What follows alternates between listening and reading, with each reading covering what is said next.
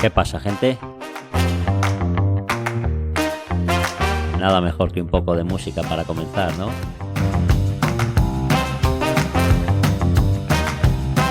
No os creáis, esto no va a ser una fiesta.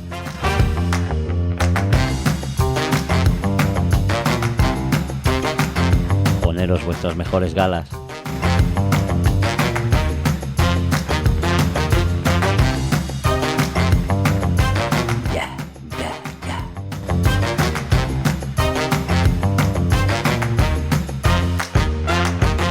Ponte a disfrutar.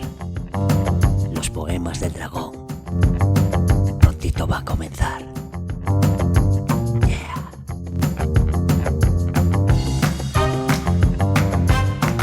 Curiosa música esta.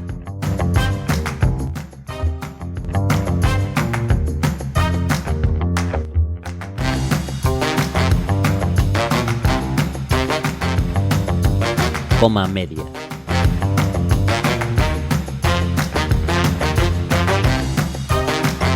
Yes.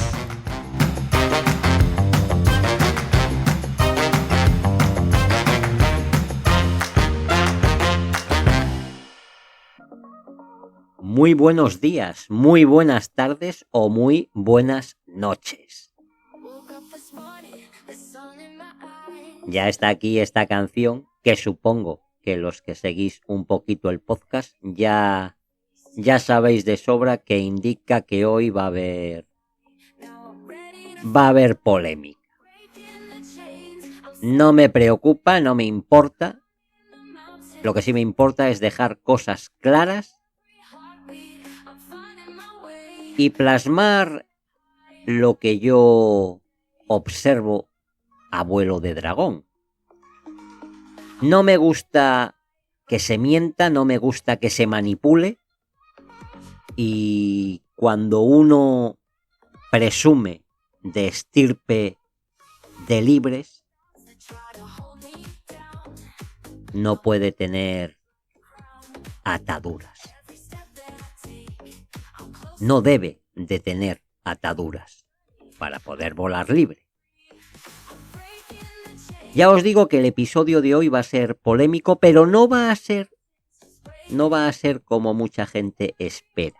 Aquí no va a haber ataques furibundos, aquí va a estar todo perfectamente detallado, cronológicamente detallado, los acontecimientos y por qué muchas personas piensan lo que piensan, independientemente de ideales. Los ideales están muy bien. Defender a Israel, jamás. Jamás. A este Estado de Israel genocida, jamás. Por lo tanto, vas a pagar el precio de ser un miserable. Pensaba que no me iba a calentar, pero llevamos 3 minutos y ya me he calentado. Por lo tanto, el episodio os va a entretener. Así que, si os parece, pasamos al poema, gracias a mi querida Rocío, y empezamos con un episodio que os aseguro que no os va a defraudar.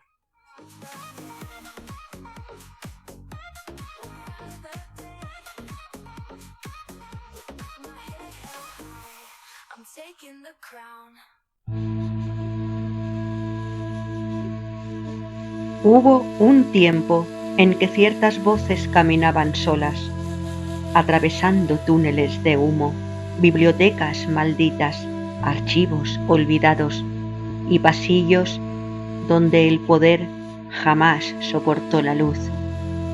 Voces hechas de madrugada, de preguntas incómodas, de café frío y ojos abiertos mientras el mundo dormía. Voces que prometían no arrodillarse. Y la gente creyó. Porque todos necesitamos pensar que existe alguien capaz de mirar el fuego sin pertenecer al incendio. Pero el tiempo,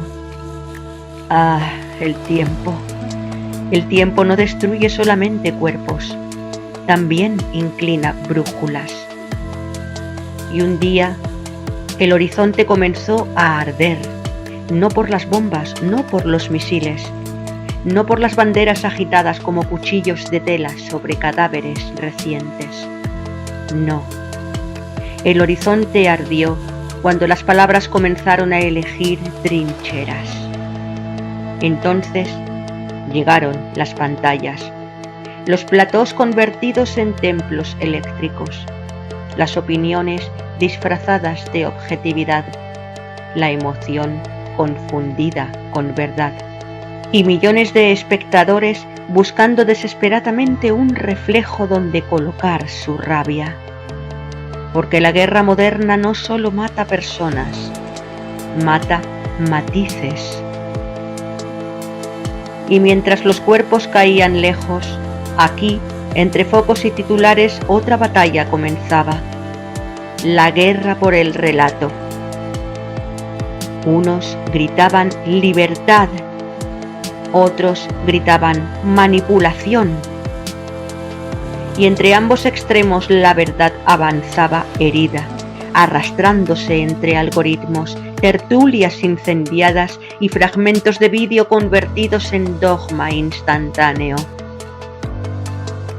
Qué difícil es permanecer libre cuando el aplauso tiene ideología.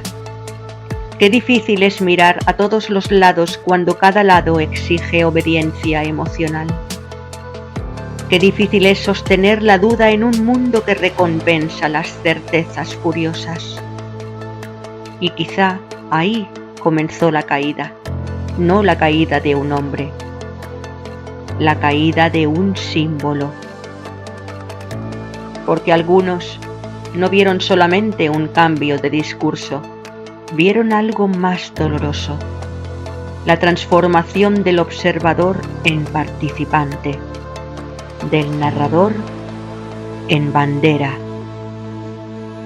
Y entonces muchos sintieron frío, ese frío extraño que aparece cuando descubres que incluso quienes hablaban de sombras también podían quedar atrapados por su propia luz. Pero cuidado, este poema no habla únicamente de él, habla de nosotros, de nuestra necesidad enfermiza de convertir voces humanas en profetas incorruptibles, porque quizá nadie puede caminar eternamente fuera del sistema. Quizá toda llama termina proyectando una sombra. Quizá toda libertad acaba siendo tentada por el calor del propio bando. Y mientras discutimos quién tiene razón, el mundo sigue ardiendo. Las pantallas siguen escupiendo certezas. Las redes siguen devorando matices. Y el espectador, creyéndose libre, elige cuidadosamente la jaula narrativa donde sentirse seguro. Tal vez por eso, el verdadero horror no está en la guerra, sino en el instante en que dejamos de escuchar para empezar únicamente a defender posiciones. Porque cuando la verdad se convierte en ejército, la conciencia se convierte en territorio ocupado. Y allá, al fondo de la noche, entre humo, ceniza y señales rotas, el dragón contempla el horizonte. No sonríe, no juzga con facilidad, solo recuerda. Recuerda que todos los imperios quisieron poseer el relato y todos terminaron consumidos por el mismo fuego que utilizaron para iluminarse.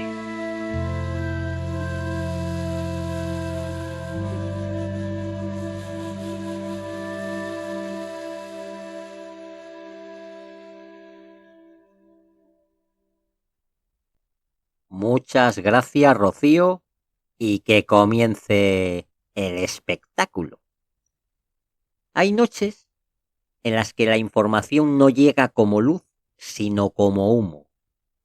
Y el humo no ilumina, el humo sugiere. Hoy no vamos a hablar de un hombre, ni tampoco de un programa. Hoy vamos a hablar de algo más inquietante, la forma en que un relato se convierte en territorio. un territorio donde cada palabra tiene bandera, donde cada silencio también dispara. Y en ese umbral aparece una figura mediática que muchos reconocemos: Iker Jiménez. Un comunicador que durante años ha caminado entre lo inexplicable, lo inexplicado y lo debatido. Pero esta vez el misterio no viene de lo paranormal, viene de lo político. Y para ello vamos a comenzar. Antes de nada os voy a decir que el episodio le he dividido en unos cuantos actos. Ya sabéis que me gusta darle un poquito de forma teatral, artística. El primer acto lo he titulado El espejo partido, donde vamos a hablar de la televisión, de la emoción colectiva y también de la guerra de las narrativas. Tras el 7 de octubre del 2023, el mundo no asistió únicamente a un estallido de violencia en Oriente Medio. Asistió casi en directo a algo más sutil y mucho más profundo: la fragmentación simultánea de la percepción global.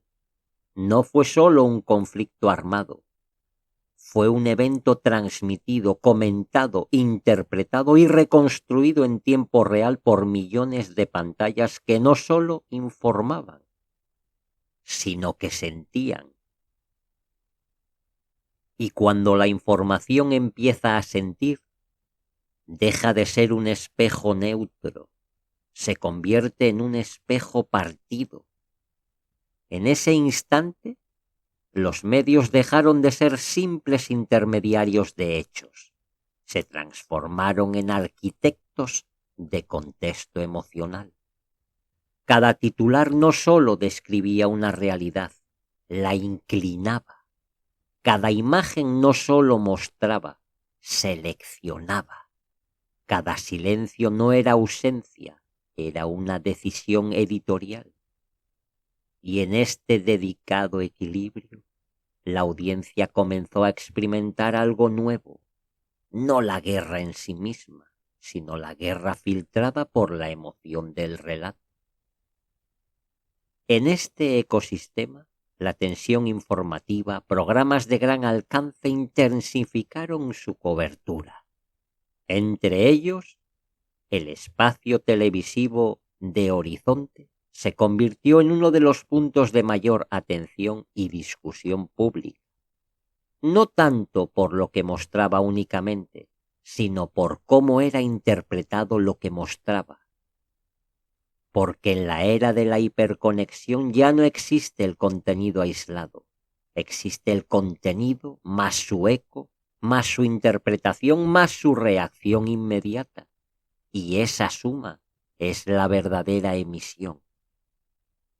Para una parte del público aquella cobertura representaba algo casi extinguido en la televisión contemporánea: la voluntad de mirar de frente la crudeza sin anestesia narrativa, una exposición directa sin suavizar los bordes del horror. Para otros, sin embargo, esa misma exposición parecía atravesada por una selección emocional desigual de los hechos. No se trataba únicamente de qué imágenes aparecían, sino de qué énfasis emocional las acompañaba.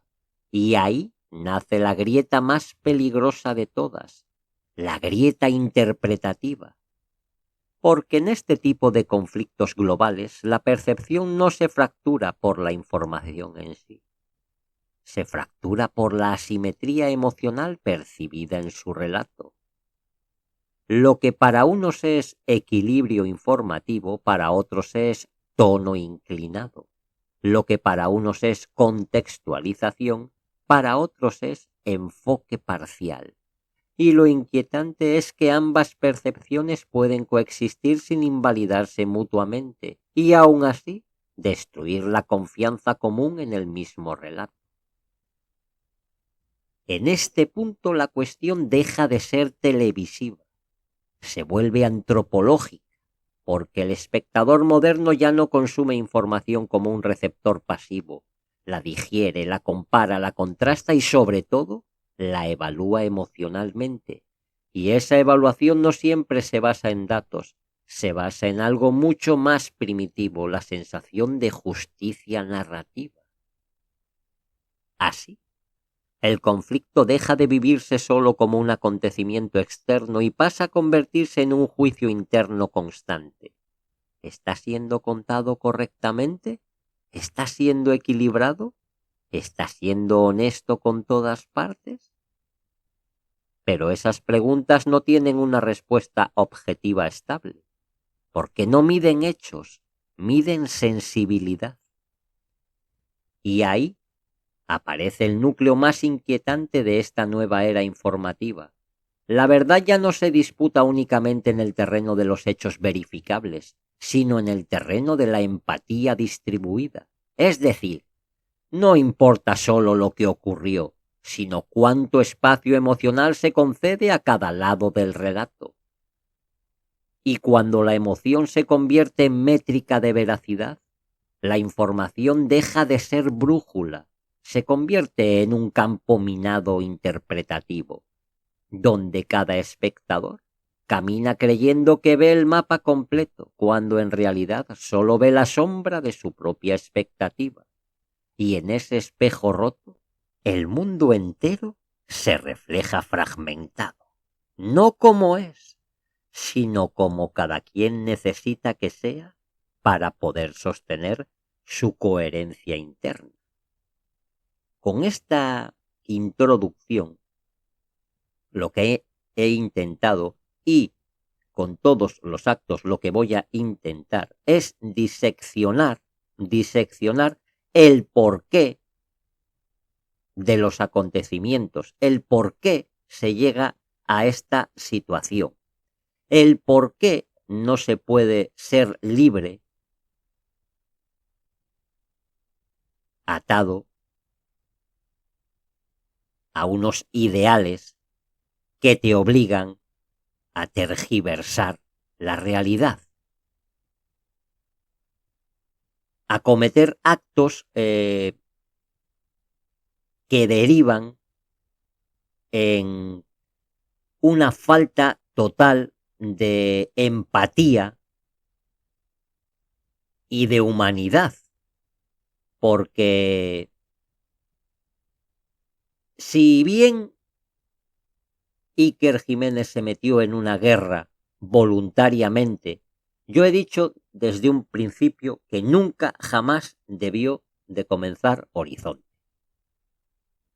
que ya se vio en realidad que no es su terreno, no lo es, y no porque no fuera valiente, no porque no fuera valiente, yo no digo que no sea valiente.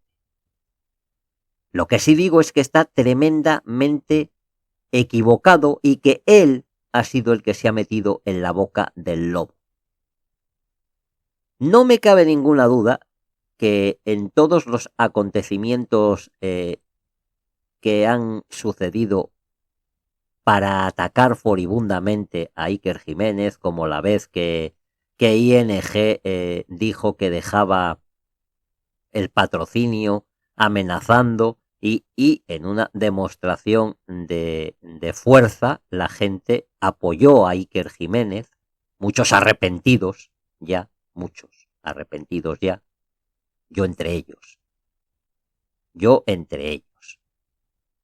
porque y me baso en lo mismo. Mira, a mí me da igual que la gente pueda pensar que yo defiendo el socialismo o la izquierda, que me importan una mierda todos, lo he dicho y no tengo que demostrárselo a nadie. Lo que pasa es que de vez en cuando siempre aparecen gilipollas intentándote decir las cosas y ya te estoy diciendo a la puta cara que no es así.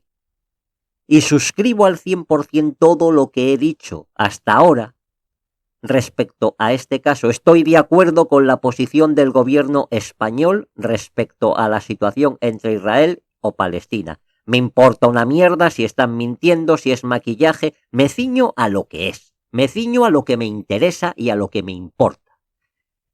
Y me ciño a no hacer un ridículo, a no hacer un ridículo de proporciones descomunales, porque no penséis que esto va a quedar indemne. No penséis ni por lo más remoto que esto va a quedar indemne, porque la historia se va a reescribir completamente y es mejor estar en el lado correcto de la historia que en la de los asesinos y genocidas. Porque si está bien claro que lo que hizo Hamás, lo cual ya lo hemos hablado detalladamente, por qué, cómo y cuándo se pudo permitir eso, por qué, cómo y cuándo y para qué se permitió eso. Si bien eso, partiendo de la base de que no hubiera nada oscuro detrás más de lo que es un grupo de terroristas asesinos masacrando a gente, no justifica todo lo que ha habido después, ni lo que está viendo ahora. De ninguna de las maneras lo justifica ni lo va a justificar. Y vamos a ver en el transcurso del episodio cómo mi querido Iker Jiménez ha mentido a sabiendas, ha acallado a sus colaboradoras, ha quitado y ha puesto a los colaboradores que le ha dado la gana. Evidentemente la ruptura con el coronel Baños, pinten lo que pinten, yo ya lo predije, yo ya os lo dije. Yo ya os dije que el coronel Baños había sacado en conclusiones que Rubén Gisbert no era tan malo como le querían pintar, o como han intoxicado a Iker Jiménez. Especialmente en este caso, seguramente Ángel Gaitán, que no sé. Bueno, sí lo sé, pero bueno, me importa tres cojones porque no es el asunto. Pero bueno, el caso es que entre Rubén Gisbert y Ángel Gaitán no ha habido nunca muy buena sintonía.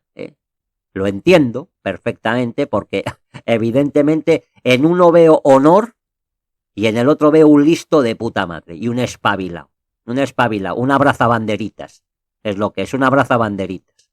No veo yo a ningún abrazabanderitas protestando porque Israel ha atacado una base española, de soldados españoles, de la ONU, allí en el Líbano. Que igual no tenían que estar también. Igual es que no tenían que estar. Porque somos muy listos todos.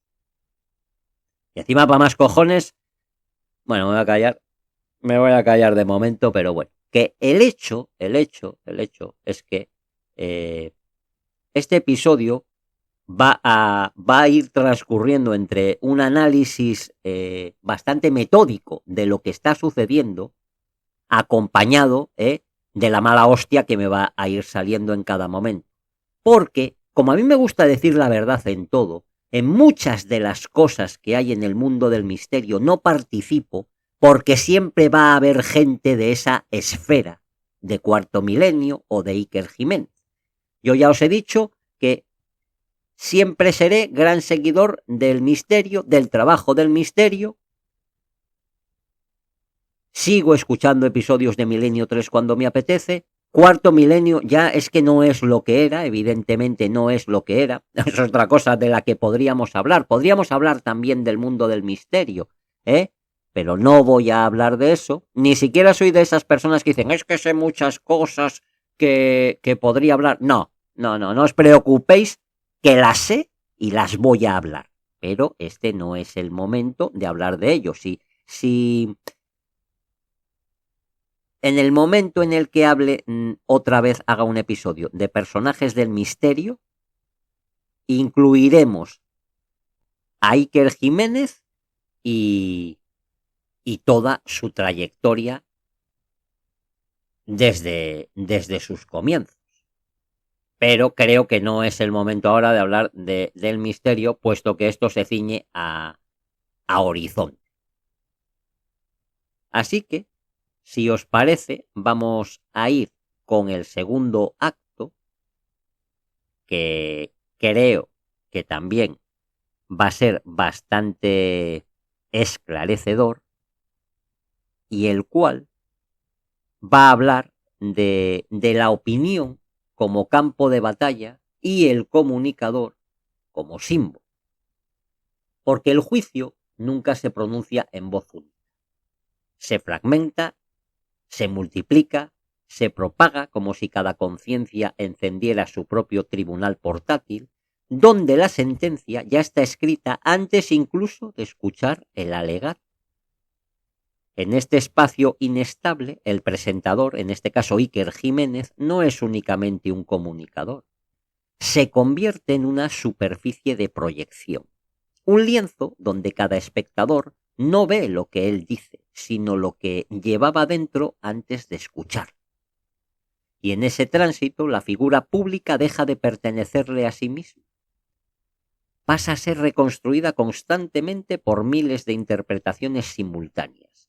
Una versión para quien busca confirmación, otra para quien busca contradicción, otra para quien busca escándalo, otra para quien busca coherencia en medio del ruido, y todas conviven sin necesidad de acuerdo, porque en la era digital la verdad no se unifica, se bifurca. Él mismo ha aludido en distintas ocasiones al coste de hablar en territorios polarizados. Un coste que no siempre es visible en cifras ni en audiencia, sino en algo más sutil, la erosión progresiva del espacio neutral. Ese espacio donde el comunicador podía narrar sin ser inmediatamente reclutado por una trinchera. Hoy ese espacio es casi arqueológico, un vestigio. Y aquí emerge el dilema central. Cuando el dolor es compartido por bandos enfrentados, ¿quién puede hablar sin ser interpretado como aliado o enemigo? Porque el dolor no es simétrico en la percepción pública. Cada lado lo mide con su propia escala emocional. Y esa escala no admite equivalencias. Entonces aparece la pregunta que no envejece. ¿Puede existir la neutralidad cuando el sufrimiento tiene dos nombres irreconciliables? No es una pregunta retórica, es una pregunta estructural del mundo contemporáneo, porque la neutralidad en estos contextos no se percibe como ausencia de posición, sino como una posición más. En redes sociales, ese dilema no se discute, se intensifica. El debate se convierte en una arquitectura de espejos rotos donde cada fragmento refleja una convicción distinta. Y alrededor de esa fragmentación, la figura mediática queda atrapada en una dinámica inevitable. Si muestra una parte del horror, se le acusa de parcialidad. Si intenta equilibrar, se le acusa de diluir. Si calla, se le acusa de complicidad. Si habla demasiado, se le acusa de insistencia interesada. El resultado es un sistema donde cualquier movimiento es interpretable como error. Y sin embargo, lo más revelador no es la reacción sobre el individuo, es la mecánica colectiva que se activa alrededor de él. Porque el público ya no observa pasivamente, el público responde. Y esa respuesta no es diálogo, es combate simbólico. En ese combate la información deja de ser información, se convierte en munición interpretativa. Cada frase es desarmada, reconstruida, amplificada o distorsionada según la necesidad emocional del receptor. Y lo más inquietante es que esa distorsión no siempre nace de la malicia, a menudo nace de algo más profundo, la necesidad de coherencia interna. Porque aceptar una narrativa ambigua exige una carga emocional que no todos están dispuestos a sostener.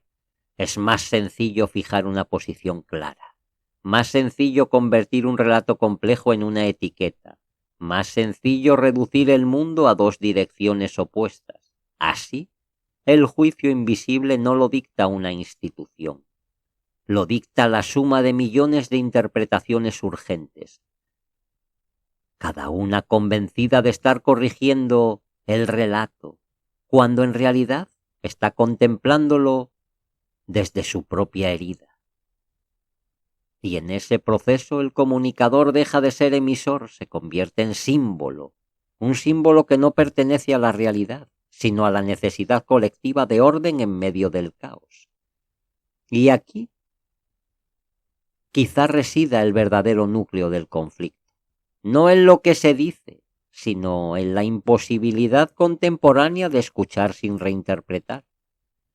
Porque en este nuevo escenario escuchar ya no es recibir, escuchar es tomar posición, y toda posición inevitablemente abre su propia sombra. Cuando cae la noche y las sombras reclaman su trono, hay palabras que no se apagan, se despiertan. Llega Versos de Fuego, el poemario donde arde la voz del dragón. Un viaje a través de mundos ocultos, emociones que duelen y verdades que brillan solo en la oscuridad.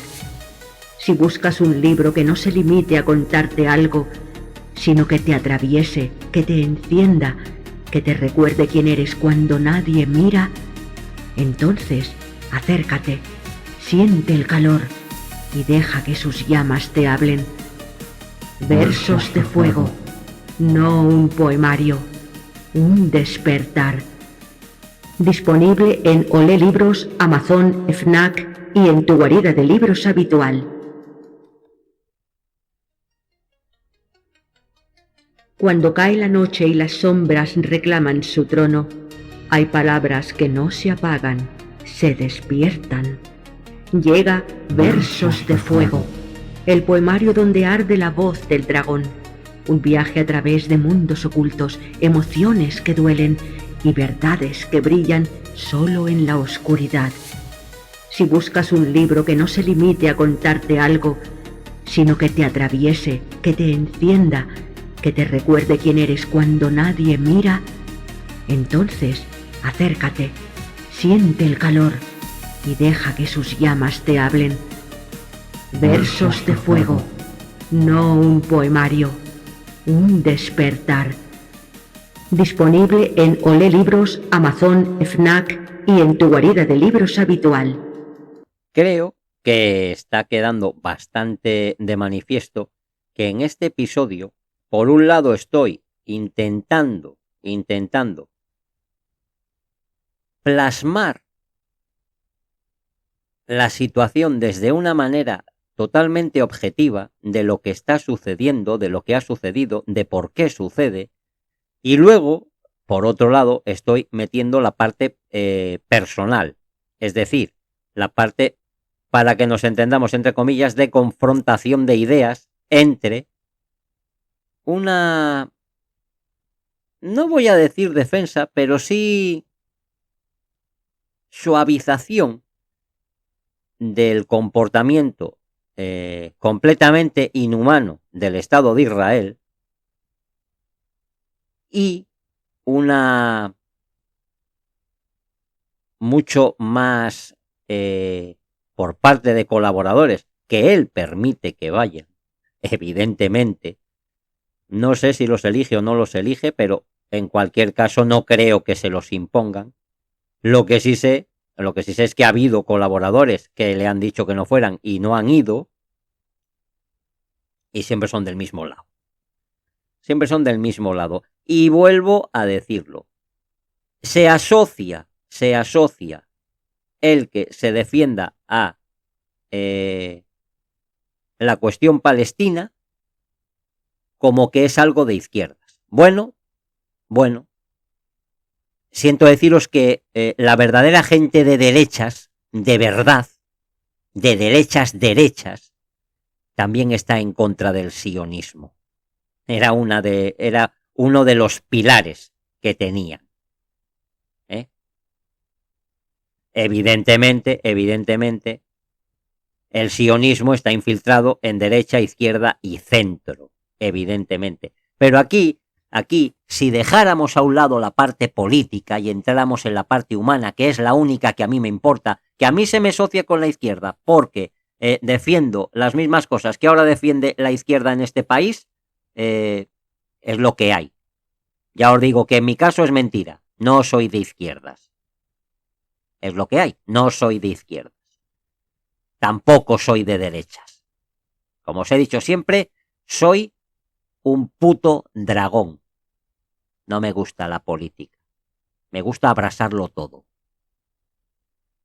Partiendo de esa base, a él, por hacer lo contrario, se le asocia con la derecha. Pero claro, es que lleva prácticamente no sé cuánto tiempo siendo un auténtico disparate los episodios que hace, llevando, como vamos a ver, a sujetos que son, bueno, vamos a ir viéndolo. Vamos a ir viéndolo con este tercer acto que he titulado El colaborador y la sombra, cuando la tertulia deja de explicar y empieza a incendiar. En determinados debates del espacio televisivo de Horizonte, la estructura del discurso no depende únicamente de una voz. Depende del coro, de las interrupciones, de las tensiones cruzadas, de ese momento exacto en el que la opinión deja de ser exposición y se convierte en impulso. Y es ahí donde el relato se complica, porque ya no hablamos de un presentador únicamente, sino de un ecosistema verbal en combustión lenta. En este ecosistema los colaboradores no son simples acompañantes del discurso, son aceleradores del clima emocional. Y en ciertos momentos algunas intervenciones han sido señaladas por su tono especialmente contundente respecto a una de las partes del conflicto, lo que amplificó la controversia en redes y medios. No por la existencia del debate en sí, sino por la intensidad con la que ese debate fue formulado. Entre estas intervenciones, y que comience el espectáculo, una de las más citadas, en el marco de la polémica, fue la del colaborador José Félix Ramajo, cuya participación generó reacciones encontradas en distintos espacios digitales. Según se recogió en diversas informaciones periodísticas y críticas posteriores, en uno de los debates llegó a afirmar, en un contexto de fuerte tensión discursiva, una idea resumida en la expresión «todo alrededor de Israel son terroristas». Una frase que, más allá de su literalidad y su contexto televisivo, fue interpretada por parte de la audiencia como un ejemplo de radicalización retórica dentro del programa. Y ahí es donde el fenómeno deja de ser anecdótico. Deja de ser anecdótico también porque podrías haber llevado a Rubén Gisbert, tu enemigo ahora, por lo que, bueno, enemigo no, simplemente denostado, dudo que quisiera ir ahora. Bueno, igual sí iría. Sin duda que estaría muy bien que fuera para debatir con personajes como este. Porque sin lugar a dudas este hombre o es un vendido, un pagado, por decir semejantes anormalidades, inhumanas totalmente, decir que todo lo que rodea a Israel son terroristas, pero ¿cómo se puede ser tan energúmeno para decir tal gilipollez, tal calibre de gilipollez? Date una vuelta por allí, date una vuelta. Desde luego, tipos así son los que hacen que me ponga de bastante mala hostia, con respecto a lo que estamos hablando. Porque al final, en televisión, y este es el ejemplo, una frase no termina cuando se pronuncia, sino que empieza cuando se replica. Por lo tanto, ya se sabía lo que iba a propiciar y se dijo a sabiendas. No como una frasecita cualquiera, sino como en el fragor de la batalla, te digo, todo lo que hay alrededor son terroristas, hay que matarlos a todos al final, ¿no? Lo podías haber dicho ya, podías haber rematado ya. Y ya os digo, es que apoyar el sionismo es vergonzoso, asqueroso, vomitivo, lamentable. El otro día vi un post que puso Rubén Gisbert donde aparecían el coronel Baños, Ariel Unpiérez, él mismo, Iturralde de la magia de la bolsa. Bueno, pues gente que no tiene miedo en señalar al sionismo, y que no por eso van a ser de izquierdas, ni mucho menos. Porque el que acoja esa idea Es otro gilipollas también que tiene 2 deditos de frente, 2 deditos y un chupete. Eso es lo que le hace falta. Y una colleja. Como os decía, cada intervención deja de pertenecer al estudio y se desplaza inmediatamente hacia otro escenario, que son los clips recortados, los titulares fragmentados, los debates en redes, las reinterpretaciones fuera de contexto y juicios instantáneos sin la atmósfera completa del diálogo original, que evidentemente, ya os digo, puedes estar en el fragor de la batalla, pero da igual, muchacho, da igual, no hay perdón en decir semejante idiotez. Porque lo que en plató era una conversación tensa, en Internet se convierte en lo que es ahora, una sentencia. Y aquí aparece el verdadero núcleo de este acto, la transformación de la tertulia en detonador emocional. Os estoy retratando tal cual lo que sucede, en lo cual yo estoy incluido. Si no, no habría este episodio, si no me moviera a mí también la emoción, pero la emoción basada en la razón de que tengo la puta razón. Sin paliativos. No hay perdón para lo que está haciendo Israel, que es a lo único que me suscribo y lo único que me importa y me preocupa. Acabar totalmente con esta manera de actuar de un Estado asesino y genocida.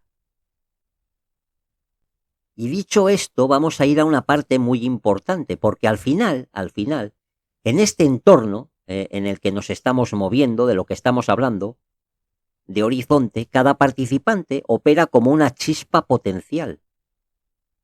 Y aquí viene algo muy importante,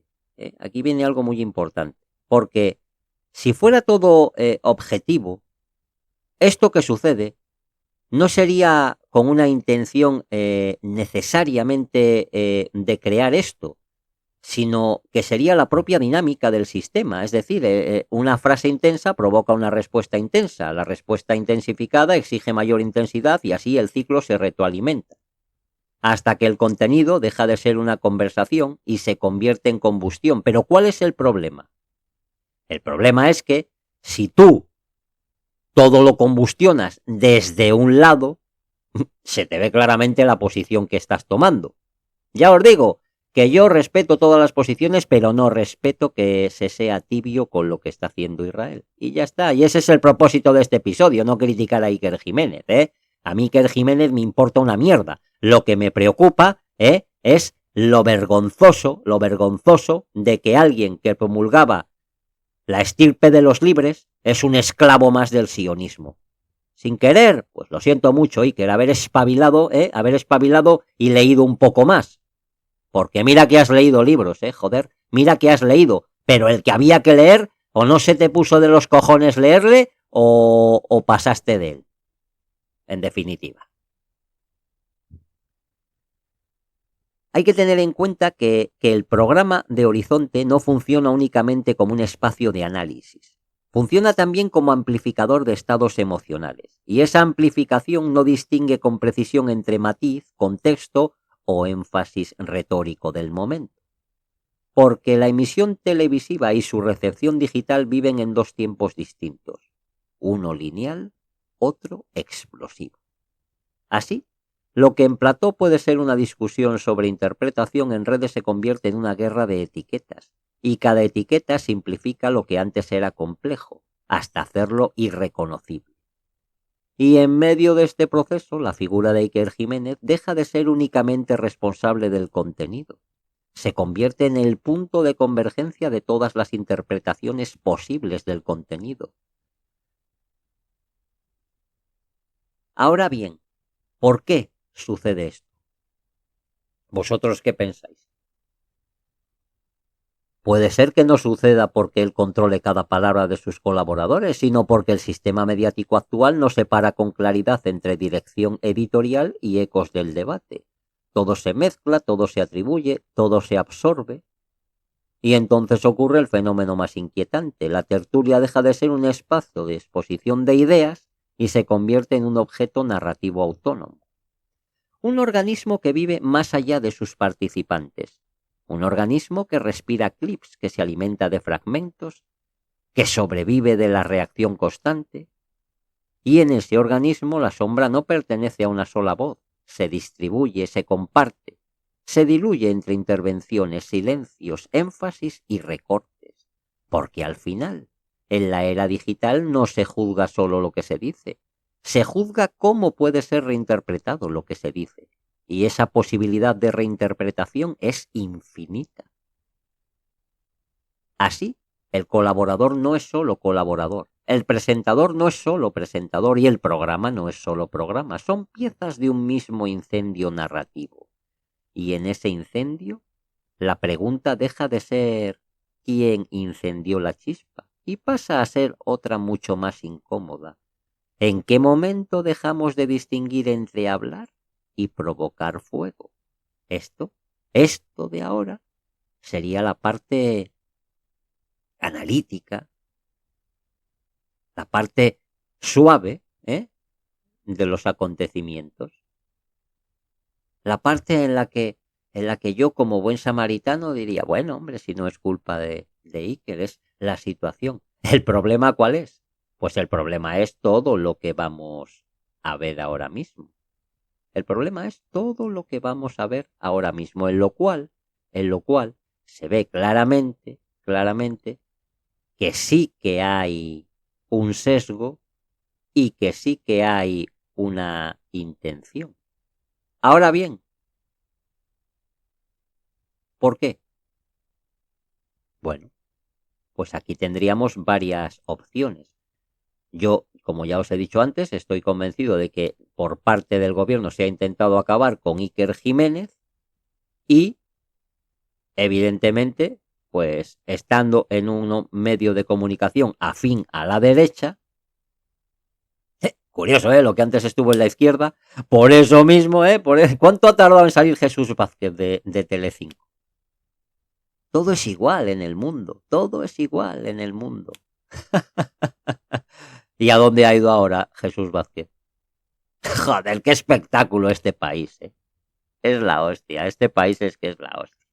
Ya os lo digo yo, por eso no me veréis en la puta vida en ningún lado, porque me dan asco todos, los de izquierdas y los de derechas. Me dan ganas de vomitarles en la puta boca todos, de lo asquerosos y repugnantes que son, joder. Qué puta panda todos de miserables, de rastreros y de asquerosos. Con lo fácil que hubiera sido todo, siendo realmente objetivo, siendo humano y diciendo lo que hay. Porque vamos a ver alguna cosa que es realmente, o sea, esto que os he contado ahora, bueno, es una frase de un pobre hombre, ya está, que le pagarán, igual que compran Eurovisión, igual que compran Eurovisión, joder, siempre queda segundo, porque no puede quedar primero por la vergüenza, pero claro, Moroccan Oil es patrocinador de Eurovisión, bueno, y no compran el Mundial porque no pueden, pues son muy malos, porque allí los balones son cuadrados, pero si no, pues también, joder, también lo harían, porque eso es lo que hacen, usar sus ingentes cantidades de dinero. Y lo que me parece vergonzoso es que Iker haga esto gratis, porque yo estoy convencido que Iker no hace esto nada más que por convicción.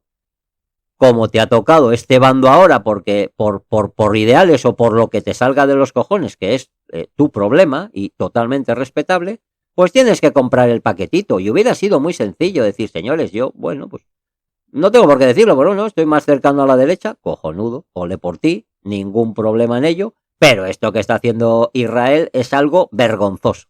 Pero no. Vos no puede hacer nada, pues ¿por qué? Pues bueno, ya hemos hablado ya hemos hablado del sionismo y de Vox. Ya hemos hablado mucho de ello. Vox es el mayor cáncer que tiene la derecha en este país. Mientras que siga Vox, en la puta vida gobernará la derecha en este país. Escuchadlo bien, en la puta vida. Ya pueden robar 6 bancos de España, Zapatero y todos los que haya. Que va a dar exactamente igual. Exactamente igual, y si no lo veréis. Y si no, lo veréis. El día que desaparezca Vox, volverá a ganar la derecha. Así que si sois de derechas, rezad porque desaparezca Vox. ¿Qué os parece si vamos con con el cuarto acto de esta macabra función. En este apartado vamos a entrar ya en una parte más filosófica. Vamos a hablar de la verdad emocional y del espejo ideológico. Vamos a tratar un poquito estas dos palabras llamadas sesgo o percepción. Pues vamos a ver de qué estamos hablando, porque ya no estamos hablando solo de un programa, de una tertulia o de una línea editorial. Estamos hablando en este caso ya de algo mucho más profundo. La imposibilidad contemporánea de separar hecho, emoción y relato. La gran pregunta late como un tambor antiguo bajo la superficie del debate. ¿Existe el sesgo objetivo en un entorno mediático profundamente emocional? O quizá la pregunta más incómoda sea otra. ¿Llamamos sesgo a aquello que no refleja nuestra propia visión del dolor? Porque en conflictos tan cargados de sufrimiento, memoria histórica e identidades enfrentadas, la objetividad absoluta se vuelve casi un espejismo. Un horizonte que parece cercano pero se aleja a cada paso. En el caso de Iker Jiménez y Horizonte, una parte de la audiencia ha percibido una inclinación clara en la cobertura hacia la narrativa israelí, especialmente en la intensidad emocional con la que se abordaron ciertos episodios y testimonios. Esta percepción ha sido ampliamente debatida en medios y redes. No estoy hablando aquí de una declaración explícita de apoyo. Hablo más bien de cómo el tono, la selección de testimonios y la jerarquía emocional de los hechos construyen una sensación de dirección narrativa. Y esa sensación para muchos espectadores es tan poderosa como una toma de posesión directa. Porque en conflictos altamente polarizados ocurre algo inevitable. La empatía se interpreta como alineación, la condena selectiva como intención política, el silencio como complicidad y el equilibrio como cobardía. Es una mecánica casi automática, un reflejo del tiempo en que vivimos. Vamos a analizar un poquito esto, porque ser empático con el pueblo palestino es estar alineado con el pueblo palestino. Bien, pues ya está, de puta madre, y lo contrario es lo contrario.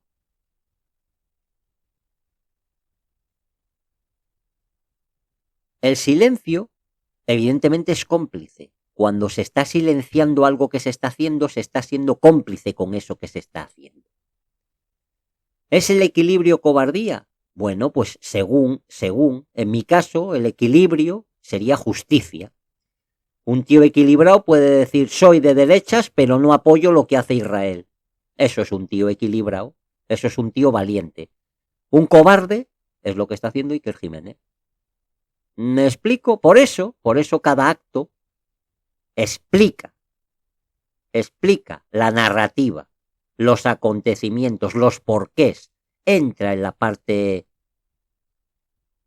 sustancial del asunto. Busca los porqués, como a mí me gusta siempre. Y luego ya se toman las posiciones. No hay problema en ello, pero hay que aceptarlo. Joder, hay que aceptarlo. Lo que no se puede es estar orgulloso de decir que se es español, y callarse la boca cuando atacan una base española, como os he dicho. No se puede. No se puede. La bandera española, la lleva igual uno de izquierdas que uno de derechas.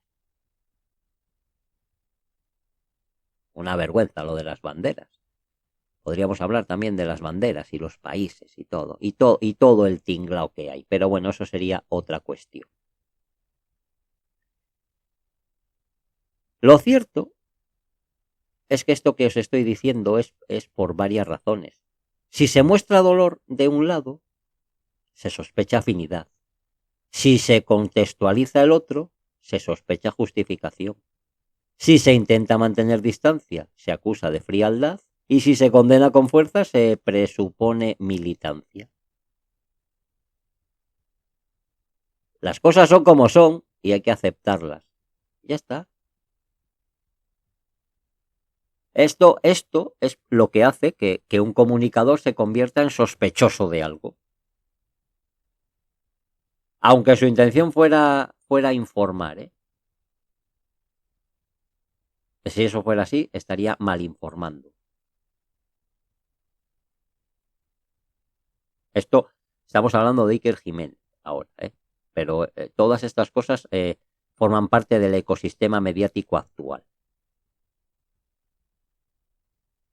Ahora bien, en el caso de Iker, como es evidente, la controversia se amplifica porque él así lo decidió. Él decidió abrir la estirpe de los libres en tiempos en los que estábamos recluidos en casa, en los que necesitábamos información, en los que se convirtió en un estandarte, para luego, ya os digo, no hacer nada, absolutamente nada. Pero bueno, que ya lo hablamos, que tampoco es para culparle, o sea, el problema lo tuvo la gente. El problema lo tuvo la gente que estaba esperando, o quizás estábamos esperando, otras cosas. Más valor, ya que se presuponía ese valor. Pero ya os digo, no es un cobarde, ni muchísimo menos, ni muchísimo menos. Y siempre se puede esperar lo mejor de Iker Jiménez. Siempre se puede y se debe esperar. Pero se está equivocando. Y como esté mucho tiempo más equivocándose, va a ser algo que no va a poder reparar. De ninguna manera, ¿eh?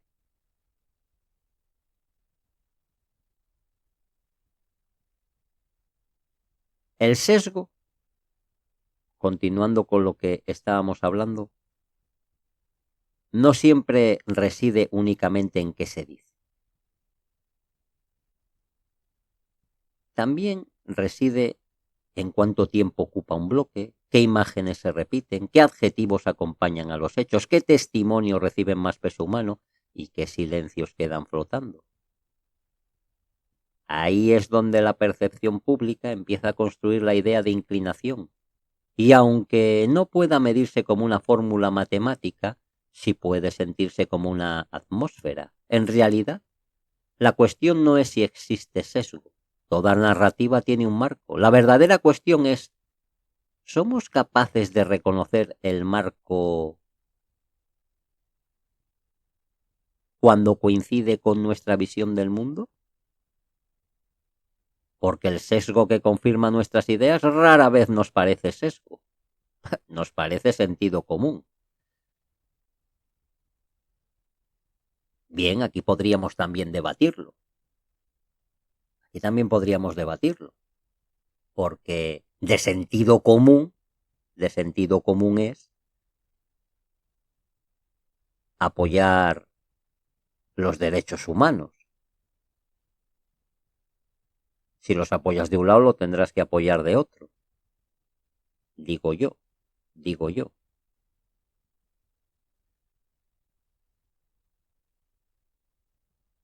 Eso es muy diferente al sesgo. Pero yo os lo presento aquí para que lo sepáis diferenciar, para que os podáis analizar, sabiendo si estáis sesgados o no, o si os quieren sesgar o no. Al final es uno el que, al final lo que yo diga ahora, o lo que yo esté diciendo, o lo que yo haya dicho, vaya a decir, evidentemente a Iker Jiménez, como persona libre pensadora que es, le da exactamente igual. El problema es que tu libre pensamiento te haya llevado a equivocarte. Entonces ya no eras tan libre pensador, pero si tú piensas que eres libre pensador no vas a tener el menor problema. Yo no le tengo el menor problema, me digan lo que me digan. Entonces, si él se basa en certezas, dudo que él se pueda basar en certezas cuando yo me baso en certezas. Aquí no hay dos tipos de certezas. No las hay, no existen en este caso. sin paliativos. No las hay. Y ya os he dicho, estoy ciñéndome única y exclusivamente a lo blando que es respecto al sionismo y respecto a las acciones de Israel. Me da exactamente todo lo demás igual. Todo, absolutamente todo. No me meto y no me preocupa. Nada.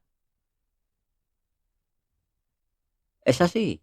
Son muchos años esperando a que el sionismo fuera señalado, como para dejar pasar esta oportunidad. Muchos años en los que todo el puto mundo se descojonaba cuando decía algo.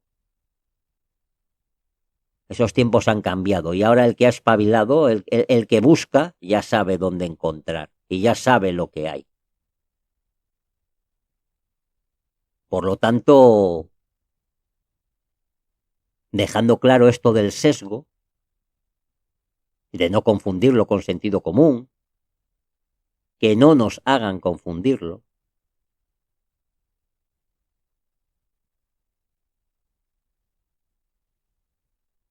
sí que es cierto que no denunciamos nosotros normalmente toda la parcialidad. Denunciamos sobre todo la parcialidad que no nos favorece emocionalmente. Por eso, en este cuarto acto, la pregunta no apunta solo al comunicador, nos apunta a nosotros, a los espectadores, a nuestra necesidad de ver reflejado nuestro propio mapa moral en la pantalla. Evidentemente, si él estuviera diciendo lo que yo os estoy diciendo, este programa no se estaría realizando, pero es que esto no es un capricho. No es un capricho, esto es trascendental para la humanidad, mucho más de lo que nos pensamos.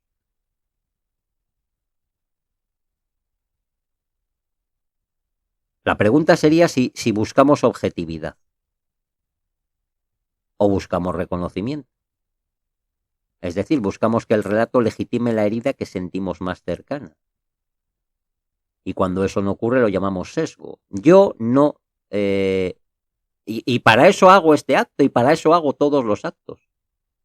Para que la televisión deje de ser ventana y se convierta en espejo, un espejo que no refleja el mundo tal como es, sino el mundo tal como cada espectador necesita verlo para no quebrarse por dentro.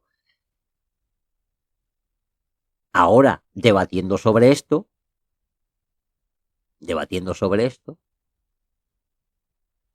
¿tiene Iker Jiménez un sesgo definido? Joder, ¿qué queréis que os diga? Evidentemente, para eso es este acto, para demostrar que es tal cual, y que no hay tergiversaciones ni mierdas. ¿Por qué es tal cual? Bueno, porque, como vais a ver en el quinto acto, nosotros, yo en este caso, me tengo que convertir en tribunal. Me tengo que convertir en tribunal que condene esos actos. Esos actos que me parecen impropios de alguien que era estandarte de todo lo contrario. O sea, es que ha habido cosas ridículas como apoyos a Milei, cosas ridículas. Un tío que difícilmente se puede atar los pantalones él solo. Un auténtico demente, un descerebrado, joder. Un puto descerebrado, un lunático. Un siervo del sionismo. Como le dejen, vende Argentina entera a Israel. Y todavía tienes que escuchar a gente que le defiende. No tiene ni puta idea de economía. Ni puta idea.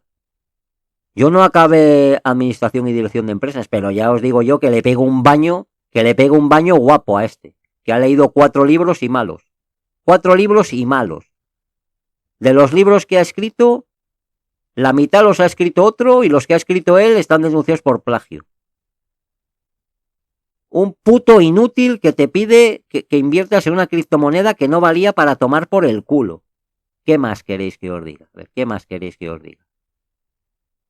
Bueno, sí, muchas cosas más os podría decir, pero tranquilos que dentro de poquito las van a decir en Argentina y si tiene un poco de suerte no acabará no acabará en el psiquiátrico, si tiene un poco suerte.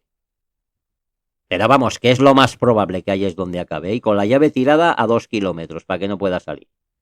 Esa es la realidad. Entonces, evidentemente, si tú te enorgulleces de esto y te separas de lo otro, si tú prefieres escuchar a Mindundis antes que al Coronel Baños, o llevas al Coronel Baños para que el hombre tenga allí un compromiso y se tenga que callar por no ponerte verde, pues eso lo mejor es lo que yo dije hace un año o dos, que no va, que dentro de poquito no va a ir, es como el motor que está parando, no va a ir. Ya te nombra sin nombrarte, evidentemente, ya habla de tu programa sin nombrarle, evidentemente, pero no hay más que tu programa. Entonces, no hay que ser muy listo para saberlo, no hay que ser muy listo. Entonces, tú sabrás qué amiguitos nuevos has decidido elegir, ¿eh? Igual para jugar al FIFA.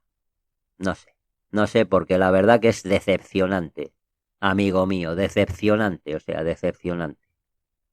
Y también un poquito increíble, ¿eh? También un poquito increíble.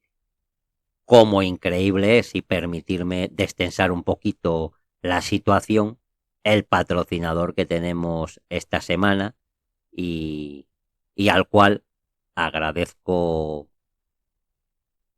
pues eso, que haya propiciado que podamos tener hoy este episodio, en el que no dudo que, si todo va bien, perderemos unos cuantos seguidores. Este episodio llega hasta vosotros gracias a nuestros amigos de Espejos Nodin, la primera casa especializada en reflejos incómodos, marcos góticos y verdades que quizá no estabas preparado para mirar. ¿Cansado de los espejos convencionales? ¿Harto de que solo te devuelvan tu rostro y no tu conciencia? Con Espejos Nodin no solo ves tu imagen, ves el relato que llevas dentro. Disponibles en 3 modelos exclusivos. Modelo Cuervo, acabado negro mate con marco victoriano. Modelo Dragón, grabado en relieves con cenizas y filigranas oscuras. Modelo Horizonte, cristal ahumado, ideal para tertulianos y buscadores de verdades incómodas. Y atención, porque esta semana tienen una oferta infernal. 2x1 en marcos góticos. 30% de descuento en la colección Estirpe Libre. Envío gratuito en toda España peninsular. Y si usáis el código exclusivo de la casa, Dragón30, tendréis un 30% de descuento adicional en cualquier pedido superior a 39 euros. Sí, habéis oído bien. 30%. Porque mirar la verdad ya es bastante caro. Pero eso no es todo. Las primeras 50 personas que entren esta noche recibirán gratis el complemento premium Niebla Eterna. What? Un spray ambiental con aroma a biblioteca antigua, cuero viejo y tormenta. Perfecto para estudiar este episodio con la atmósfera que merece. Espejos Nodin. No reflejamos lo que ves, reflejamos lo que callas. Código una vez más. Dragón30. Solo hasta medianoche. O hasta que la niebla lo cubra todo.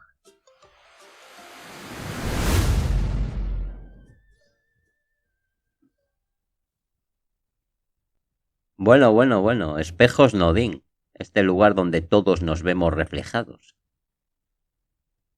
Este episodio hubiera sido mucho más fácil resumiéndolo en unas pocas frases. Una persona que es de derechas tiene por cojones que aceptar todo lo que viene en el paquete. O por otro lado, una persona que defiende la cuestión Palestina frente a Israel tiene que ser de izquierdas. Yo no soy de izquierdas. Creo que he dejado bien clarito esos puntos. durante todos estos años, aunque la gente siga haciéndose su idea. Lo importante es cuando llega la hora de dejar la papeleta, que la mía nunca llega. A ninguno. Eso es lo importante. Para mí, vamos, no lo que digan los demás. Pero con eso se resumiría. Por eso estamos haciendo este pequeño viajecito en Actos, para diseccionar todo el devenir de los acontecimientos. Y llegados a este punto, comenzamos el quinto acto. Es en el que el espectador se convierte en tribunal. Porque hoy en día el juicio no lo dicta un consejo editorial, no lo pronuncia una redacción, no lo firma una dirección de cadena, lo dicta la audiencia fragmentada. Miles de pequeñas tribunas digitales donde cada usuario es juez, fiscal y víctima al mismo tiempo. Un archipiélago de pantallas encendidas donde cada conciencia emite su propio veredicto. Ya no existe un único tribunal, existen miles, tal vez millones, cada uno con su propia escala moral, su propia herida política y su propia idea de justicia narrativa. Y es en este escenario donde Iker Jiménez deja de ser solo el presentador de un programa y se convierte en símbolo, no solo de Horizonte, sino de algo mucho más amplio y profundamente contemporáneo, la tensión entre información y narrativa. Porque hoy el espectador no recibe solamente contenido, lo procesa, lo despieza, lo recorta, lo comparte, lo acusa, lo absuelve. La audiencia ya no es público, es estructura activa del relato. Cada clip compartido en redes es una pequeña sala de vistas. Cada comentario es una declaración, cada hilo en X, en Facebook o en TikTok es una instrucción. Cada usuario actúa simultáneamente como testigo, analista, juez, parte afectada y, como no, propagador del juicio. Lo más inquietante no es que opine, no es que opinemos, es la velocidad con la que la opinión se transforma en sentencia. Antes, el tiempo entre emisión y reacción permitía cierta digestión crítica. Hoy no. Hoy la reacción es simultánea al impacto, la emoción precede al análisis, la conclusión llega antes que la reflexión. Así, una intervención de un colaborador, un gesto del presentador, un silencio de 3 segundos o una pregunta formulada con determinado tono pueden desencadenar una cascada de juicios inmediatos. No solamente sobre el contenido, sino sobre la intención, sobre la moral, sobre la supuesta ideología del emisor. Y ahí aparece la nueva figura dominante de nuestro tiempo, el espectador tribunal. Un espectador que no solo mira, dicta. Ya no pregunta ¿qué ha querido decir? Ahora pregunta ¿de qué lado está? Ese cambio es decisivo, porque desplaza el centro de gravedad desde el hecho hacia la sospecha. Y en este marco la figura de Iker Jiménez ha terminado convertida para muchos en un emblema de esa tensión. Para unos, símbolo de valentía mediática. Para otros, ejemplo de inclinación narrativa. Para otros, espejo de la polarización que devora cualquier matiz. Para mí, un esclavo de sus ideas. Porque no puedo creer de ninguna de las maneras que comulgue con las cosas que se dicen. Pero vamos a ver que hay hechos que son imperdonables. Imperdonables.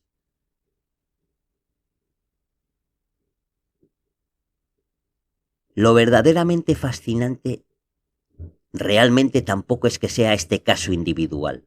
Es lo que nos revela del presente. Por eso hilo estas dos cosas. Vivimos en una época donde la audiencia ya no busca solo información, busca confirmar su intuición moral, busca pruebas de que su lectura del mundo sigue intacta. Y cuando no las encuentra no corrige su lectura, corrige al comunicador. Así, El juicio no cae sobre el hecho, cae sobre quien lo narra. En este sentido, el presentador deja de ser mediador, pasa a ser acusado permanentemente o héroe permanentemente, según la tribuna desde la que se mire. Porque la audiencia fragmentada no construye consensos, construye trincheras. Cada usuario levanta la suya con palabras, capturas, clips y sentencias veloces, y desde esa trinchera dispara significado. Lo que ayer era crítica mediática hoy es litigio emocional colectivo, y en ese medio de ese tribunal infinito, la pregunta ya no es lo que ocurrió. La pregunta es ¿quién tiene autoridad para contarlo sin ser condenado por una parte del público? Tal vez nadie. Tal vez ese sea el verdadero signo de nuestra época, la desaparición del narrador inocente. Hoy toda voz es sospecha, todo silencio es interpretación, toda emoción es alineación, toda duda es debilidad. Y en ese paisaje Iker Jiménez no es solo un nombre, es un espejo donde la audiencia proyecta sus propias facturas. No juzga solo al comunicador, se juzgan a sí mismos a través de él, porque al final el tribunal más feroz no está en la televisión, está en la multitud. Este apartado, este acto, nos muestra lo que está sucediendo. Y eso es lo que yo quiero con este episodio, no hacer una crítica que ya he dicho a lo que se circunscribe. No me gusta que se sea tibio en la cuestión de Israel, no lo admito, no lo permito, no lo tolero y me parece inhumano y despreciable, sea del signo que sea. Esa es la parte mía personal respecto a la actuación de Iker Jiménez. Después, si es de derechas, de izquierdas, del centro, si defiende los toros, las panderetas, si está lleno de banderitas de España, si lleva... me da exactamente igual todo y lo respeto todo. Lo que no respeto es la mentira acerca de lo que os he hablado. Y muchas más cositas de estas de las que vamos a tratar que me parecen vergonzosas, como por ejemplo su presencia en actos asociados a Javier Milei, como el famoso Viva la Libertad, carajo.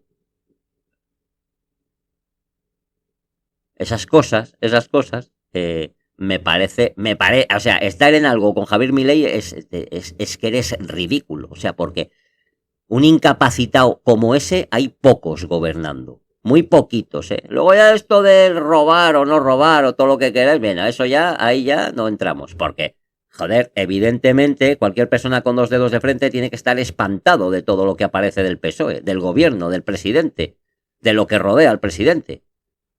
Espantado. Ya no vamos a entrar si hay una maquinaria detrás para... Porque evidentemente, sobre las cosas que yo he oído, la intención del presidente es mantener el gobierno todo lo que pueda para mantener la posición de España en el exterior.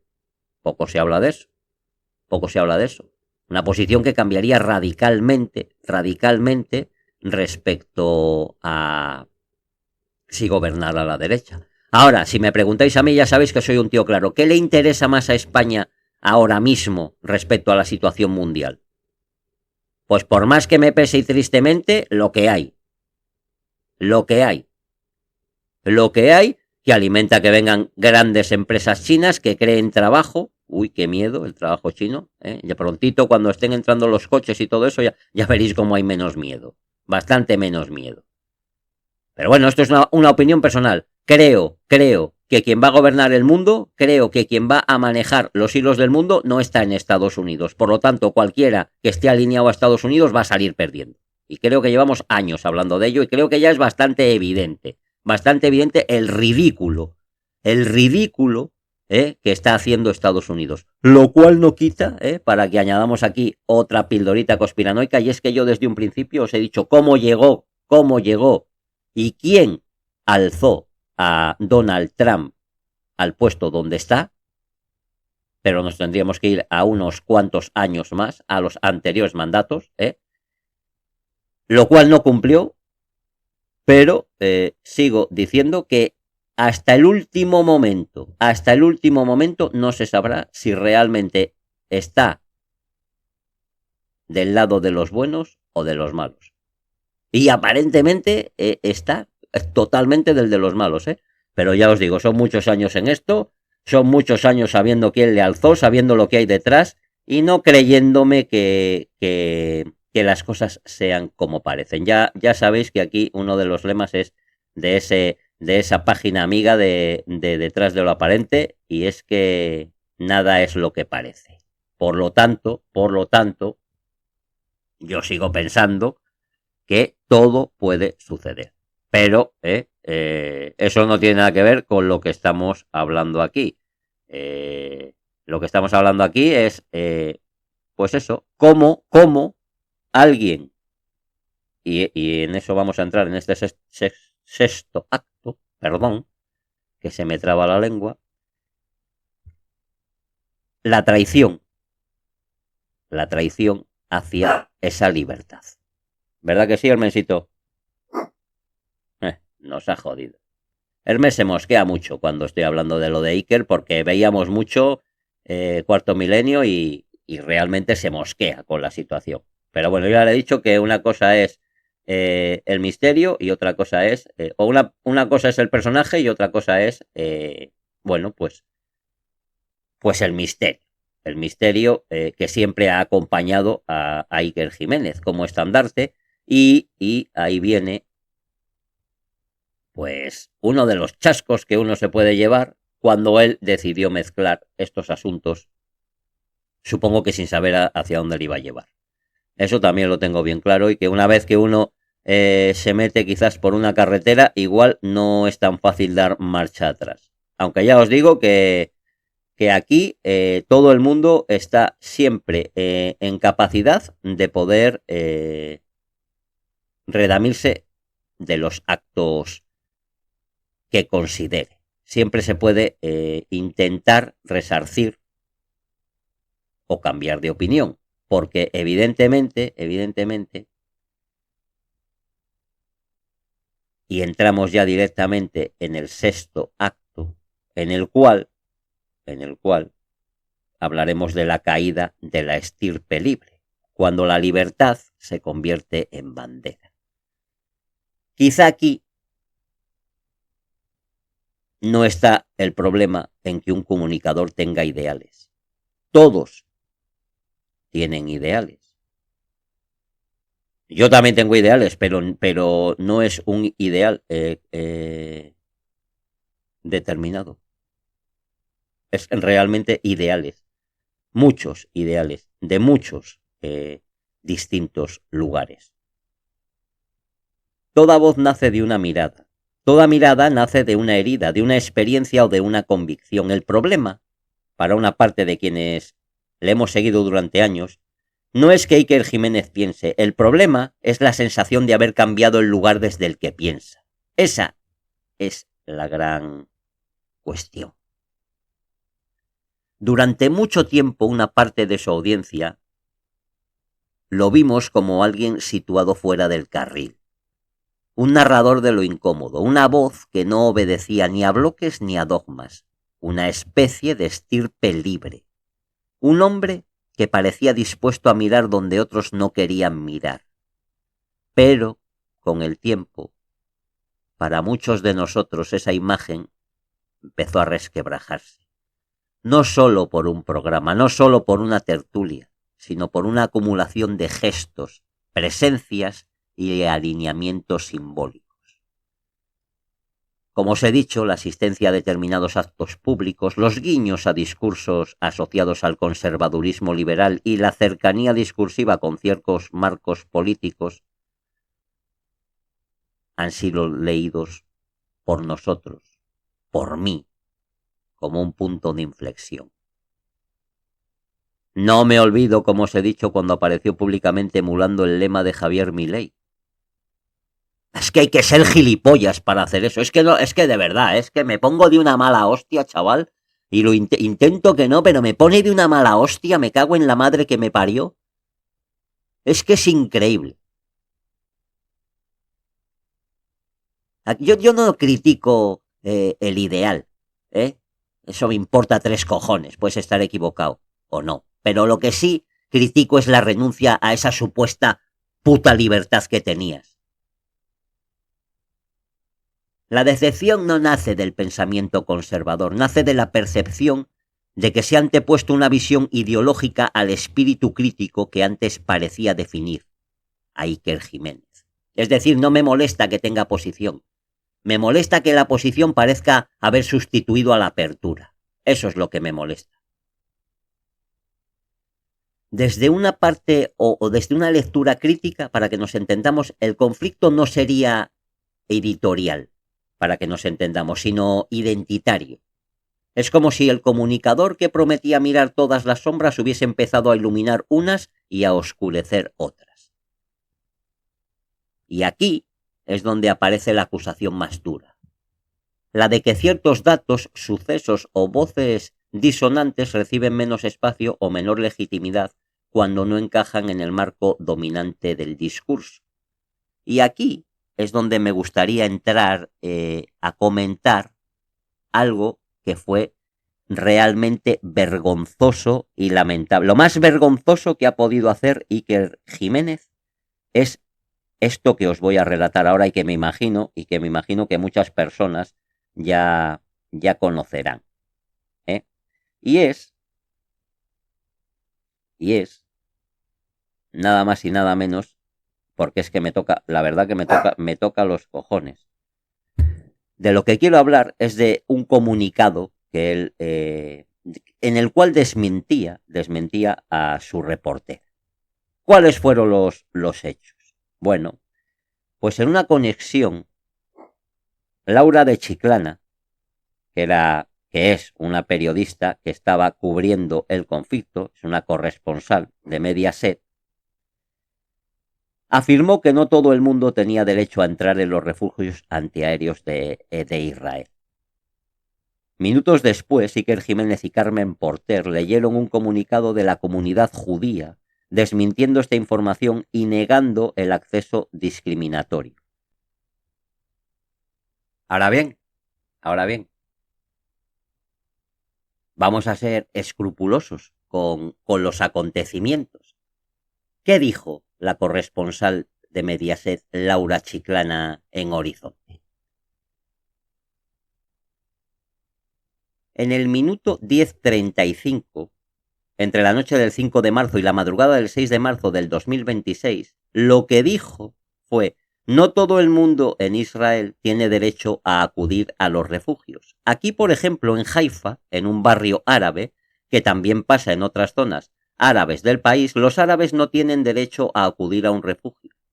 Aquí, en el barrio árabe, solo hay un refugio público para el barrio. Es decir, no caben todos y no les da tiempo a llegar. Lo que dicen las autoridades es que si ellos específicamente quieren tener un refugio, tienen que pagar alrededor de 50.000 euros para tener un refugio privado. ¿Qué dijo Carmen Porter a raíz de las declaraciones que hizo Laura de Chiclana? Pues bien, transcurridos más de 55 minutos de la emisión del programa, después de que Laura de Chiclana hiciese estas declaraciones, Carmen Porter dijo en el minuto 58:08: me gustaría hacer solamente una rectificación que ha hecho nuestra compañera, a lo que ha hecho nuestra compañera Laura de Chiclana, que me llega desde la comunidad judía, que dicen que no es verdad que en Israel los ciudadanos árabes israelíes, no tengan derecho a los refugios antiaéreos, ni tampoco que tenga que pagar 50.000 euros por poder refugiarse o adquirir un refugio. Bien, esto está muy bien. Después de ahí unos dimes y unos diretes, Mediaset intentó quitar el episodio, publicó, al día siguiente aparecía el episodio sin estas declaraciones de Laura de Chiclana ni con la corrección de Carmen Porter. Después ya al día siguiente ya estaba todo íntegro. Pero a mí lo que me importa, ya que has dado voz a la comunidad judía, ¿es verdad esto? ¿Hay datos, evidencias sólidas? Bueno, pues sí. Fíjate tú por dónde sí hay evidencias sólidas de que muchas comunidades árabes de Israel tienen menos acceso a refugios antimisiles y también a espacios protegidos como el que tienen las comunidades judías locales. Si bien no sería correcto tampoco decir que todos los ciudadanos árabes de Israel carecen de refugios, sí que hay algunos datos que son bastante relevantes, como por ejemplo un informe de Israel Democracy Institute, del Instituto para la Democracia de Israel, que señala que las localidades árabes presentan déficits históricos en refugios públicos y habitaciones reforzadas, y que las diferencias respecto a muchas localidades judías no están resueltas completamente. Alcaldes de ciudades árabes como Shanin denunciaron públicamente la falta de refugios públicos adecuados, muchos de ellos llorando, diciendo que nos estaban masacrando. En algunas localidades árabes y beduinas del Negev, especialmente las no reconocidas oficialmente, organizaciones de derechos civiles y medios internacionales han informado de una escasez muy grave de refugios. Es lo que tiene ocupar, lo que no te corresponde también. Y por último, me gustaría citar también que existen críticas desde sectores israelíes que argumentan que parte del problema está relacionado con construcciones antiguas, edificaciones sin permisos o limitaciones urbanísticas históricas, además de decisiones gubernamentales. Por tanto, para ser fieles a la verdad, la afirmación de que los ciudadanos árabes en Israel tienen problemas para encontrar refugios ante los ataques es, en términos generales, cierta para muchas localidades árabes y beduinas, según como hemos visto numerosos informes y reportajes. Lo cual ya os digo que no significa que todos los ciudadanos árabes estén desprotegidos y que no existan refugios en ninguna comunidad árabe. Pero, evidentemente, desmentir a tu reportera cuando no estaba mintiendo es algo muy rastrero para lamer el culo a la comunidad judía. Una vez más, ¿dónde hostias está la estirpe de los libres? ¿Dónde cojones está la estirpe de los libres? No digo que no hagas eso con libertad, estoy diciendo que te estás equivocando por tus putos ideales. Eso es lo que estoy diciendo. Nada más. Nada más. ¿Y qué es lo que provoca? ¿Qué es lo que provoca esto? Como es lógico y como es bastante normal. Pues lo que provoca es que se vea una alineación bastante clara con la narrativa oficial Israel. O lo que también se ve, como os he dicho antes, con el personaje este, que se dé demasiada voz a analistas de seguridad con posturas bastante afines a Israel. Lo cual, ya te digo, te ha llevado, evidentemente, a que tu amado coronel no tenga ni putas ganas de volver allí para tenerse que callar y no decirte lo que piensa. Que evidentemente él está del lado de Rubén Gisbert, como yo, también, y no de tu amigo el Talleres, no de tu amigo el Talleres, el defensor de España. Desde luego, menuda cagada que has hecho, chaval. Menuda puta cagada que has hecho. Menuda puta cagada. Ya os digo, que me ciño a lo que me ciño. Yo me ciño a lo único que me importa. Todo lo demás, todas las demás historias, no me preocupan. Me dan exactamente igual.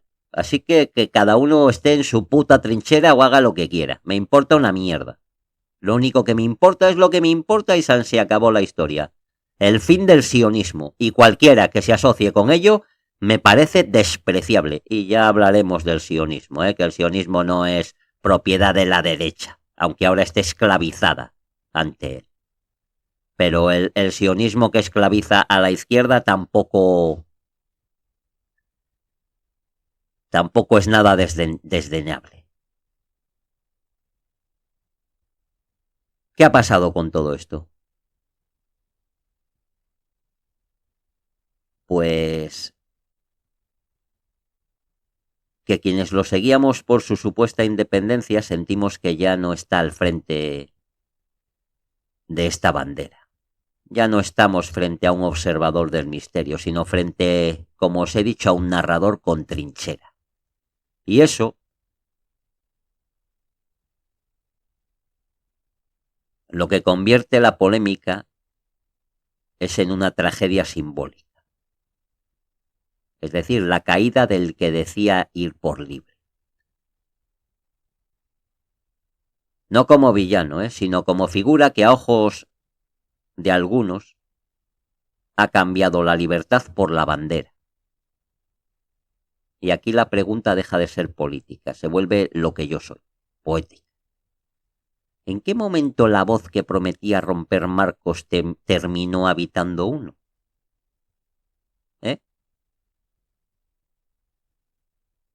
No lo sé. Pero lo que sí sé es que elegir bando tiene un precio. Y de eso vamos a hablar en este séptimo acto. Toda voz pública tarde o temprano paga un precio. El silencio tiene un precio y la palabra también. Pero hay uno que es especialmente alto, el precio de elegir bando. Aunque le importe una mierda, él le está pagando hoy aquí. Y no hablo aquí de la legitimidad de tener ideas, Eso pertenece al terreno más humano. Toda conciencia tiene un mapa, toda voz nace desde algún lugar.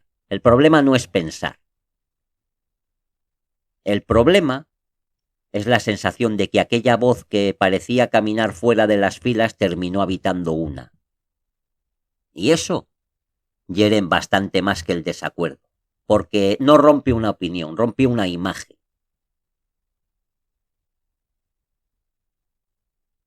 Muchos no sentimos que hemos perdido a un comunicador, sino a una promesa, la promesa de una mirada sin amo, la promesa de una voz capaz de mirar el misterio, la conspiración, la geopolítica y el poder sin plegarse a marcos previos. Por eso la decepción no nace, como os he dicho, del conservadurismo, me importa una mierda, ni siquiera de su cercanía a determinados círculos, aunque también son circos, todos. Pero bueno, quería decir círculos. De donde nace es del contraste, de la distancia entre el mito construido, culpa mía, y la percepción actual. Iker Jiménez representaba al que observaba desde fuera. Es decir, a mí, hostias, a mí que no me escucha nadie, a él que le escuchaban, por lo menos representaba esa figura. Y ahora lo que representa es al que ha decidido hablar desde dentro de una corriente. Y ese cambio es devastador, narrativamente. Porque es real, esto no es percibido. Aunque lo fuera, pero no lo es. Es la puta realidad, como habéis visto. Y como seguís viendo, los que lo veáis. Porque la voz que antes parecía atravesar todos los relatos, ahora lo que parece es que refuerza uno. Lo cual, evidentemente, crea una herida emocional. Porque ya no discutimos lo que oímos, sino lo que creímos que estábamos escuchando durante años. Tal vez, aunque no lo parezca, por eso, este episodio no habla realmente de Iker Jiménez, sino de nosotros. De cómo elevamos voces hasta convertirlas en símbolos y de cómo sufrimos cuando el símbolo deja de reflejarnos. Porque a veces no decepciona a la persona, decepciona la distancia entre quien es y quien imaginábamos que era. Y en esa grieta nace el fuego, no el de la polémica, sino uno mucho peor, el de la desilusión.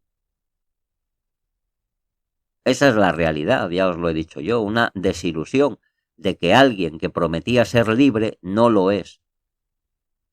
Esa es la realidad que intenta plasmar este episodio y por eso el título, porque muchos y muchas se sienten como yo.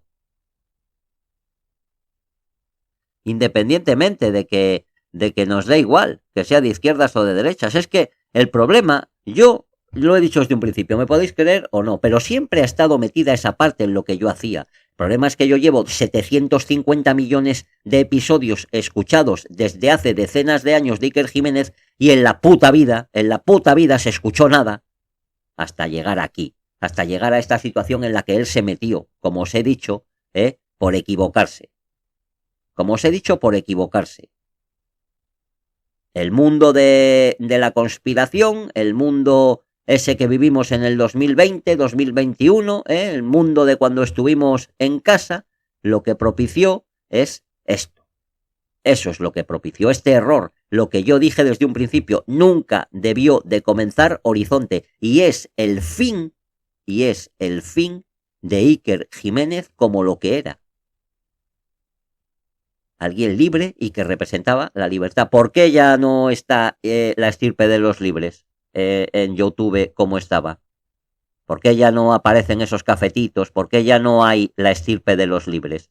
Porque, joder, ya sabe él que no es libre. Entonces, ¿qué hostias va a hacer? ¿El ridículo? No. Yo os digo que es una persona seria, que es una persona formal, que es una persona con honor, pero está equivocado.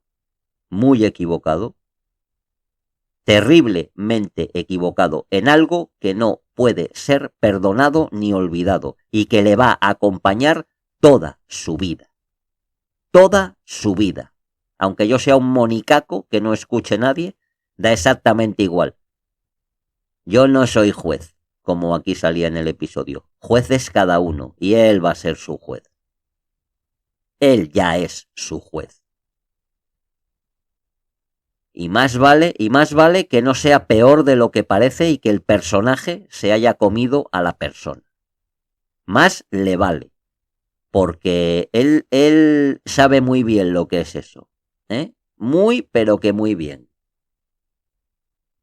Lo que es que el personaje se convierta en la persona. Y es que realmente la verdadera pregunta quizás no sea si hay sesgo, ni siquiera si existió la voluntad consciente de inclinar el relato. La pregunta que a mí me queda, como una campana sonando en mitad de la niebla, es bastante más inquietante. ¿Es posible narrar una guerra sin convertirse en parte de ella? No. No, yo estoy seguro que a mí también se me incluye en una trinchera por defender la cuestión palestina. Fuera yo el tío más de derechas, que pudiera ser que lo fuera y no tengáis ni puta idea, pensando que soy de izquierdas, pudiera ser todo, jamás defendería el sionismo. Jamás. Para mí es un orgullo ver a gente como Uriel Umpierrez, como Haifa, Alfredo Haifa, gente que es judía, que tiene hijos judíos, que tiene familia judía y que desprecia el sionismo como tantos judíos seguidores que tengo yo. Esto no es una cuestión de ir contra los judíos. De hecho, el que quiere ir contra el sionismo es el que más apoya a la comunidad judía. Esa comunidad judía para la que hablaba con Carmen Porter, no representa para nada a los verdaderos judíos. Para nada. Eso sí, representa al sionismo. Ese sionismo que paga festivales de música, ese sionismo que paga a colaboradores con miles de euros por defenderle, ese sionismo que quiere, que encubre los actos de Israel, ese sionismo asesino, genocida, imperialista y traidor a la humanidad. Y evidentemente, defender esto, apoyar esto o suavizarlo, para mí no tiene perdón. Porque la guerra no solo se libra sobre el terreno, también se libra sobre el lenguaje. También se libra en la selección del dolor que se muestra primero, en la emoción que acompaña cada imagen, en el silencio que rodea cada ausencia. Me acuerdo de las horas y horas que estuvo cuando Hamás realizó ese deleznable acto terrorista. Pero no ha entrado mucho en la realidad de qué podría haber detrás. No olvides una cosa, amigo Iker Jiménez. En el siglo de las pantallas el observador ya no está fuera del relato, es el relato. Ya no existe la distancia antigua entre quien cuenta y lo contado. La cámara ya no registra, interviene. La voz ya no describe, modela. La audiencia ya no escucha, reescribe.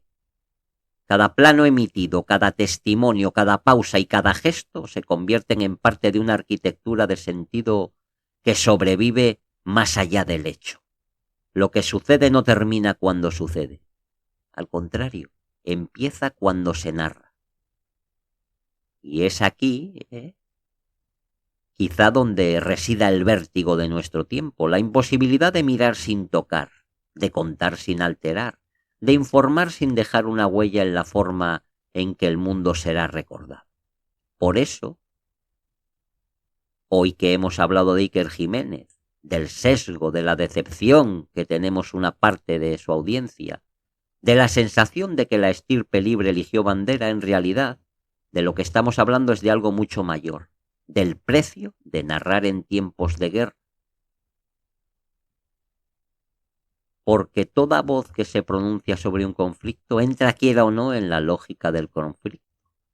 Aunque pretenda observar, aunque pretenda contextualizar, aunque pretenda mantenerse al margen, la guerra absorbe, la guerra devora incluso al narrador, lo convierte en pieza, en símbolo, en bandera para unos, en traidor para otros. Y en ese escenario la verdad deja de comportarse como una montaña firme. Ya no se alza sólida, visible desde todos los ángulos, ya no puede rodearse para descubrir su forma. Se convierte en niebla, una niebla espesa, movediza, cargada de emociones, ideologías, intereses. Una niebla donde cada cual cree ver una silueta distinta, y cada silueta parece absoluta para quien la contempla. Por eso, cuando todos creen tener razón absoluta, la verdad deja de ser una montaña y se convierte en una niebla. Una niebla donde cada espectador proyecta su propia brújula moral, donde la información ya no busca solo explicar el mundo, busca justificar la mirada desde la cual cada uno lo habita. Tal vez ese sea el verdadero horizonte que no termina, no el de un programa, no el de una polémica concreta, sino el horizonte interminable de una sociedad que ya no distingue con facilidad entre hecho, relato y convicción. Y mientras las pantallas sigan encendidas y la guerra siga teniendo dos frentes, no podremos discernir nunca entre lo visible y lo narrado. Y quizá el más peligroso no sea el primero, el visible, sino el segundo. Porque el primero destruye ciudades, pero el segundo destruye la posibilidad de comprendernos. Y él podría salir muy dignamente de todo esto. Tú puedes defender tus ideales, pero no puedes hacerlo a cualquier precio. Y ese precio, antes o después, lo vas a pagar. Versos, misterio, revelación. Aquí no se escuchan poemas, se invocan. Sígueme y despierta al dragón que duerme en ti. Y en la morada del dragón, donde descansan las historias no contadas, las palabras que nadie se atrevió a pronunciar y las verdades que otros quisieron cubrir con ceniza, el dragón no permanece inmóvil, no contempla desde la fría distancia, no se esconde tras la cómoda máscara de la equidistancia, porque incluso la criatura más antigua del fuego sabe que hay momentos en los que el silencio no es prudencia, sino renuncia. El dragón sí elige bandos, pero no los bandos de la propaganda, no los bandos de las banderas, no los bandos de las consignas. Elige el bando de la verdad incómoda, el de la libertad de pensamiento, el de la palabra que no se arrodilla, el de la mirada que no acepta moldes impuestos. Por eso, cuando contempla a los humanos convertir el fuego en argumento, la sangre el titular y el dolor en instrumento ideológico, no sonríe por cinismo. Sonríe con tristeza, con esa sonrisa antigua de quien ha visto repetirse la misma tragedia bajo distintos nombres. porque sabe que el verdadero conflicto nunca estuvo únicamente en la guerra, estuvo siempre en la forma de contarla. ¿En quién decide qué dolor merece primer plano? ¿En quién silencia la sombra que contradice su relato? ¿En quién elige ideología antes que libertad? Y ahí la llama del dragón toma partido, no por una nación, no por una religión, no por un presentador, sino por la integridad del relato, por la honestidad frente al poder, por la voz que no se vende a la comodidad del aplauso, porque incluso las criaturas nacidas del abismo saben que el mayor peligro no es la guerra visible, es la guerra por la conciencia, la batalla por poseer el significado de los hechos. Y en ese territorio el dragón no es neutral, jamás lo fue. Está del lado de la palabra libre, de la duda fértil, del pensamiento que no acepta amo. Y cuando una voz que se proclamó libre a ojos de algunos parece haber elegido marco, bandera o círculo ideológico por encima de esa libertad, la llama lo percibe, la memoria del fuego no olvida. Por eso esta historia no termina con una sentencia, termina con una advertencia. No temáis solo a la guerra que arrasa ciudades, temed a la narración que arrasa conciencias, porque los imperios caen, las pantallas se apagan, los nombres pasan, pero la forma en que contamos la herida permanece, y el dragón, desde su morada de ceniza y tiempo, elige. Siempre elige.